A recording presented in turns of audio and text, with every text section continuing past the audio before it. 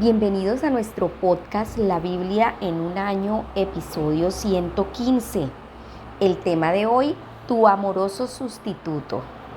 David Wills, director general de la organización Frontier Youth Tours, narra la historia de una pequeña niña llamada Liz, que padecía una enfermedad rara y grave. Parecía que su única opción de recuperación era una transferencia de sangre de su hermano de 5 años, quien había sobrevivido a la misma enfermedad milagrosamente, desarrollando los anticuerpos que se necesitaban. El doctor explicó la situación y preguntó al muchacho si estaba dispuesto a dar su sangre para su hermana.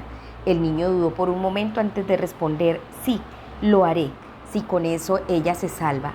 A medida que progresaba la transfusión, sonreía tendido en la cama al lado de su hermana, al igual que todo el mundo, al ver cómo el color volvía a las mejillas de la muchacha. De repente su rostro palideció y su sonrisa se desdibujó. Alzando la mirada al doctor le preguntó con voz temblorosa: ¿ahora es cuando voy a comenzar a morirme? El muchachito no había entendido al doctor. Pensaba que iba a tener que dar su sangre a su hermana para salvarla. Tanto amaba a su hermana que estaba dispuesto a morir en lugar de ella como su sustituto. Dios te ama, y el maravilloso y sorprendente mensaje de la Biblia es que Dios vino a esta tierra en la persona de su Hijo Jesucristo y murió en tu lugar. Las palabras, imágenes, metáforas y ejemplos como el del muchacho de 5 años pueden ayudarnos a comprenderlo, pero nunca alcanzarán a describir con perfección el inefable amor de Dios. Jesús murió por mis pecados y murió en lugar de ti y de mí. Lo vemos en Marcos 10:45. Bueno, les invito a que abramos la Biblia para empezar la lectura de la Biblia. Hoy en Salmo 51. Vamos a leerlo del 1 al 9. Salmo 51. Este salmo titula así: Ten compasión de mí. Al director, canción de David, cuando el profeta Natán fue a reprenderlo por haber violado a Betsabé. Ten compasión de mí, Dios mío, conforme a tu fiel amor, conforme a tu gran misericordia, borra mis rebeliones. Lava todas mis culpas y límpiame de mi pecado. Reconozco que he sido rebelde, siempre tengo presente mi pecado, porque contra ti solo he pecado. Delante de ti hice lo que es malo, por eso tu sentencia es justa y tu juicio es irreprochable. Yo nací culpable, mi madre me concibió pecador. Tú amas la verdad acerca de lo que se oculta y quieres que yo sea sabio en lo íntimo. Purifícame con hisopo de olor agradable y quedaré limpio. Lávame y quedaré más blanco que la nieve. Hazme sentir felicidad y alegría, que se alegren los huesos que has quebrantado. Aparta tu vista de mis pecados y borra toda mi maldad. Amén. El primer punto, mi pecado. ¿Sí? Recordemos que el tema es tu amoroso sustituto.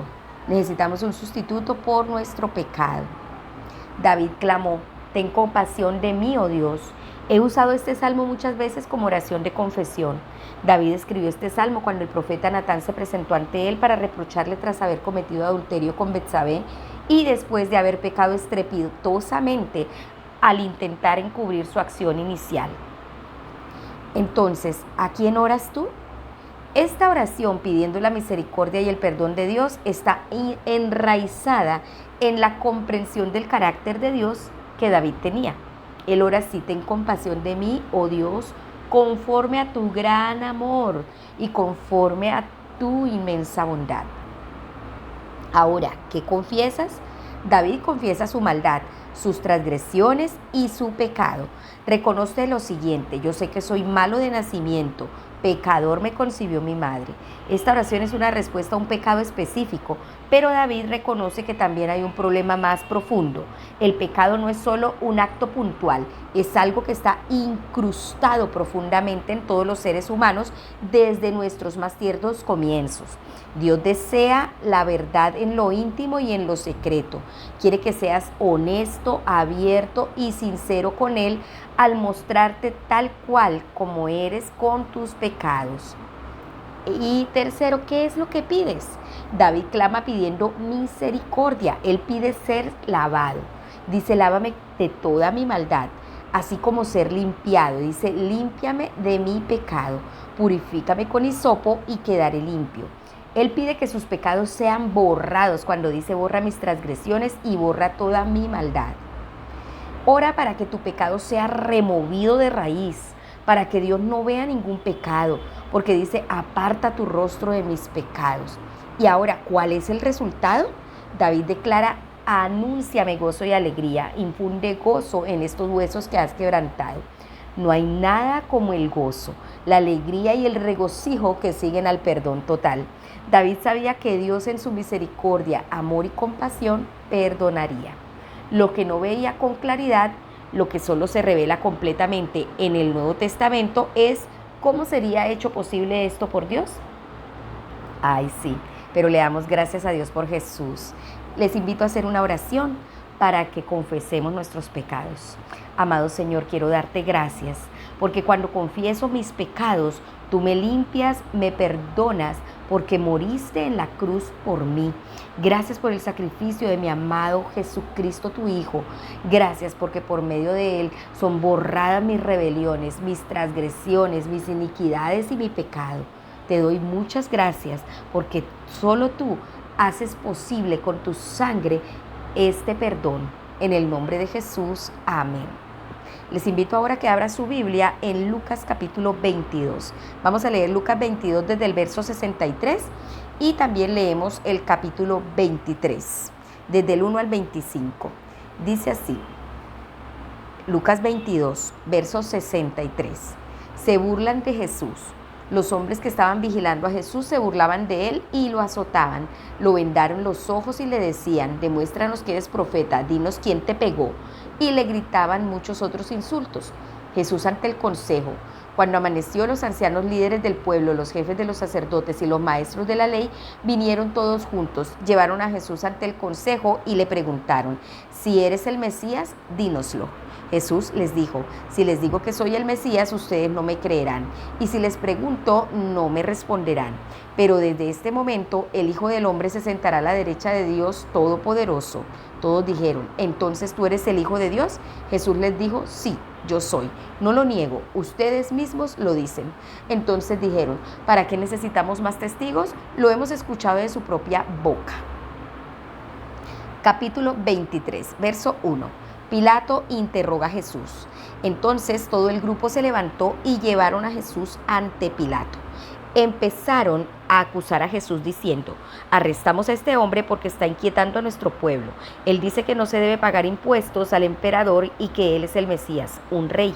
Pilato le preguntó a Jesús, ¿eres el rey de los judíos? Y él le respondió, tú lo has dicho. Entonces Pilato les dijo a los jefes de los sacerdotes y a la gente, no encuentro ningún delito en este hombre. Pero ellos insistían, alborota al pueblo con sus enseñanzas por toda Judea. Comenzó en Galilea y ha llegado hasta aquí.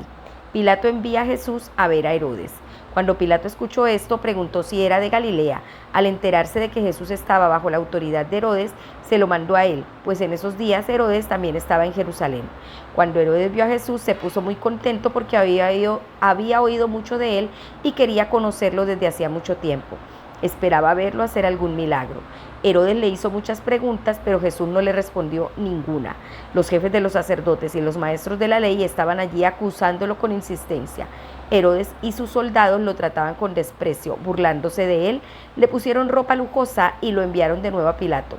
Antes Herodes y Pilato habían sido enemigos, pero desde ese día se hicieron amigos. Jesús es condenado a muerte. Pilato llamó a los jefes de los sacerdotes, a los líderes del pueblo y al pueblo y les dijo, ustedes me trajeron a este hombre de quien dicen que está inquietando al pueblo, pero lo juzgué delante de todos ustedes y no lo encontré culpable de ninguno de los delitos de lo que lo acusan, ni tampoco Herodes porque nos lo envió de vuelta. Miren, no ha hecho nada que merezca la muerte. Entonces después de azotarlo un poco lo dejaré ir. Pero todos ellos gritaron a una voz, mátenlo, dejen libre a Barrabás. Barrabás estaba en la cárcel por haber empezado una revuelta en la ciudad y por asesinato. Pilato quería dejar en libertad a Jesús, así que les dijo otra vez que lo iba a dejar ir, pero ellos siguieron gritando, crucifícalo, crucifícalo. Por tercera vez Pilato le dijo a la gente, ¿por qué? ¿Qué ha hecho de malo este hombre? Él no es culpable, no encuentro ninguna razón para matarlo, por eso lo soltaré después de azotarlo. Pero ellos seguían gritando, Todos exigían que lo crucificaran. Tanto gritaron que Pilato decidió hacer lo que pedían. Pilato dejó libre a Barrabás, el hombre que había sido puesto en la cárcel por rebelión y asesinato, y les entregó a Jesús para que hicieran con él lo que quisieran. Segundo punto, el sacrificio de Jesús sí que es nuestro sustituto. La narración de Lucas no trata solo de registrar los hechos sucedidos en la muerte de Jesús, también busca mostrarnos la sorprendente verdad de por qué murió Jesús. Al contrario que el niño de 5 años, Jesús dio de hecho su vida para salvarnos a ti y a mí. Lucas nos ayuda a comprender ese acto de sustitución. Entonces vamos a ver, ¿qué padeció Jesús por ti? Jesús recibió burlas, fue golpeado, insultado, acusado injustamente, ridiculizado y finalmente crucificado. Lucas resume todo con estas escalofriantes palabras: Pilatos entregó a Jesús a la voluntad de ellos. ¿De quién fue la culpa? Lucas deja claro que todos son responsables: el Sanedrín, los sumos sacerdotes, los maestros de la ley, la asamblea entera, Herodes y Pilatos. Todos hicieron su parte. La muerte de Jesús fue lo que hizo amigos a Herodes y a Pilatos, pues anteriormente habían estado enemistados. Tener un enemigo común hace extraños compañeros de cama. Lucas cuenta cómo los sumos sacerdotes, los gobernantes y el pueblo estaban confabulados. Todos gritaron a una voz: no podemos echar la culpa a los judíos o a los romanos, ni a otras personas. En última instancia, todos somos responsables. ¿Quién es aquel que murió en tu lugar? No se trató de un tercero inocente que fue castigado por Dios. Al contrario, Dios mismo vino en la persona de su Hijo para morir por ti y por mí. Dios estaba haciendo algo totalmente inesperado. Los judíos esperaban un Mesías y un Salvador, pero nadie imaginó que sería el mismo Dios. La Iglesia del Nuevo Testamento, llena del Espíritu Santo, llegó al conocimiento de quién era Jesús exactamente. Vemos la singularidad de Jesús en los títulos que usó para sí mismo. Él es el Hijo del Hombre. Claramente aquí Jesús está usando el título de Hijo del Hombre, el cual se sentará a la derecha de Dios Todopoderoso como un título mesiánico. Él es el Cristo Rey, el Rey de los judíos, el tan esperado Mesías. Lo más notorio de todo es que Él es el Hijo de Dios. Cuando le preguntaron: ¿eres tú entonces el Hijo de Dios?, respondió: ustedes dicen que yo soy. Parece que aquí Jesús estaba usando el nombre de Dios, yo soy, lo que constituye la reivindicación de que Jesús es Dios, y fue la razón por la que los ancianos se enojaron tanto con su respuesta. Entonces, otra pregunta: ¿qué es la sustitución? El inocente muere en lugar de culpable. Eso es la sustitución.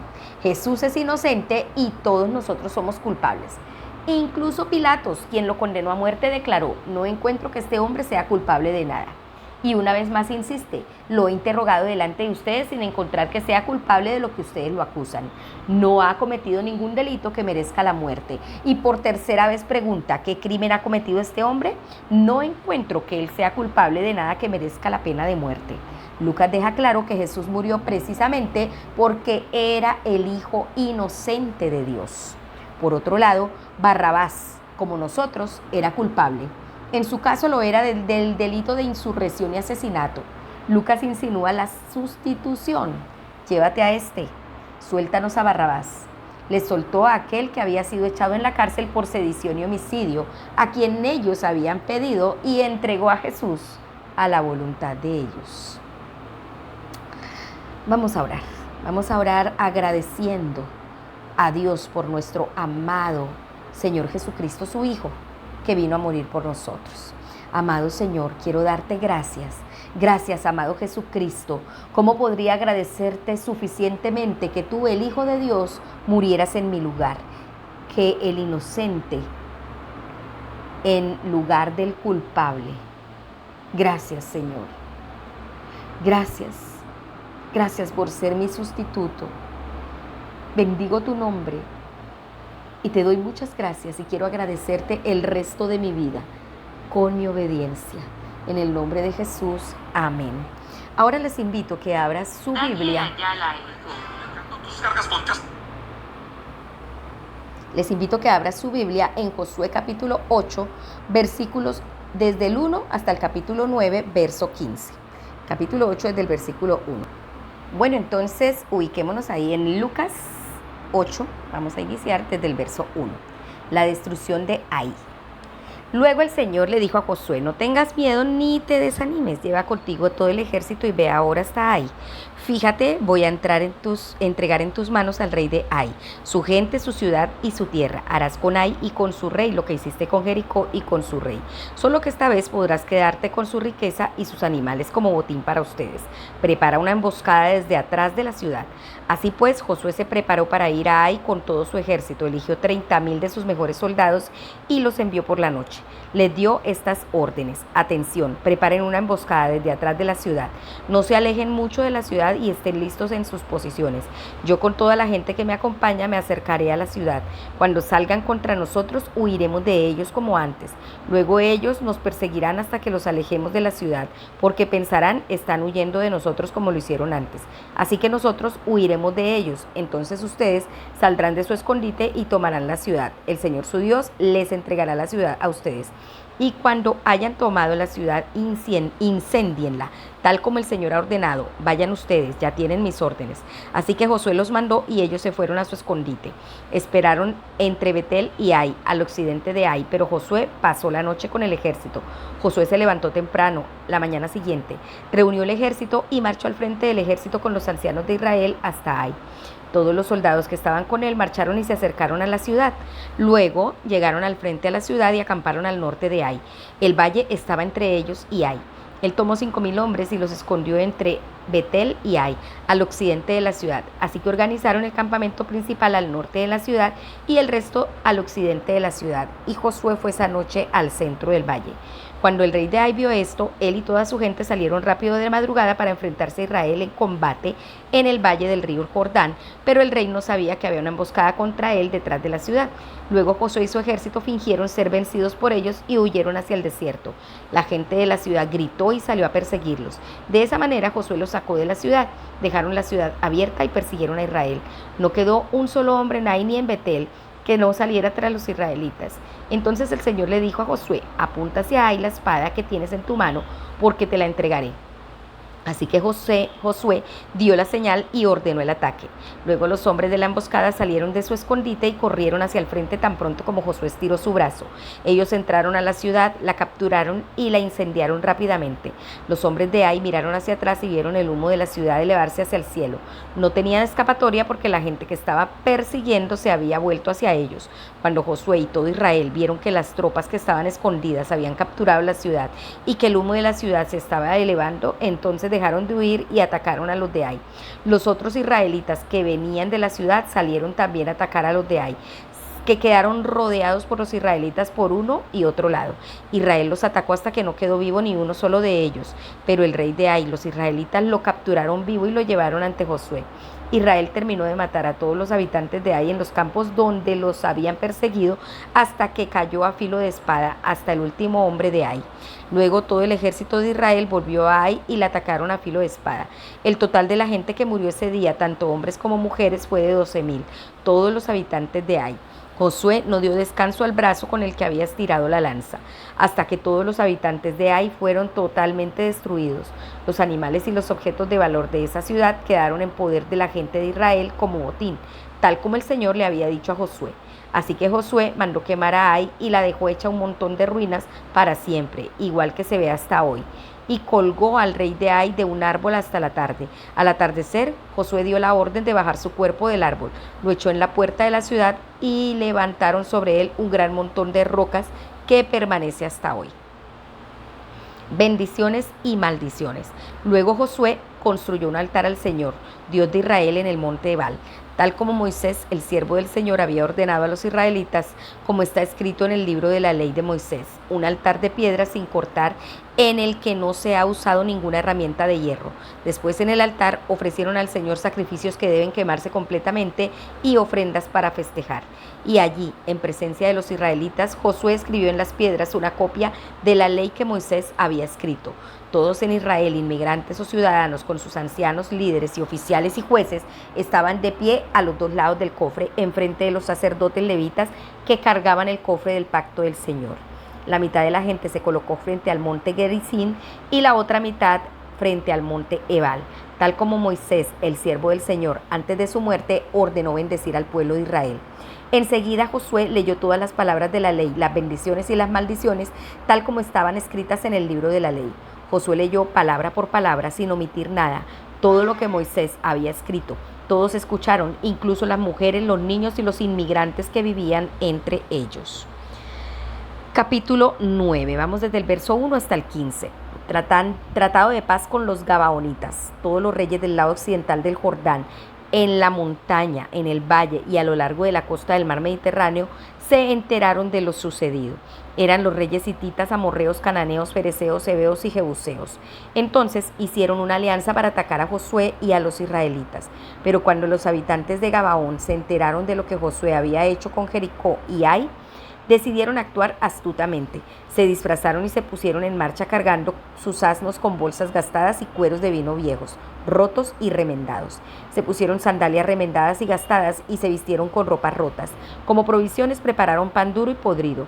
Fueron a Josué en el campamento de Gilgal y les dijeron a él y a los israelitas: venimos de un país muy lejano, hagan un pacto con nosotros ahora. Pero los israelitas le dijeron: a lo mejor ustedes viven muy cerca y siendo así, ¿cómo vamos a hacer un pacto con ustedes?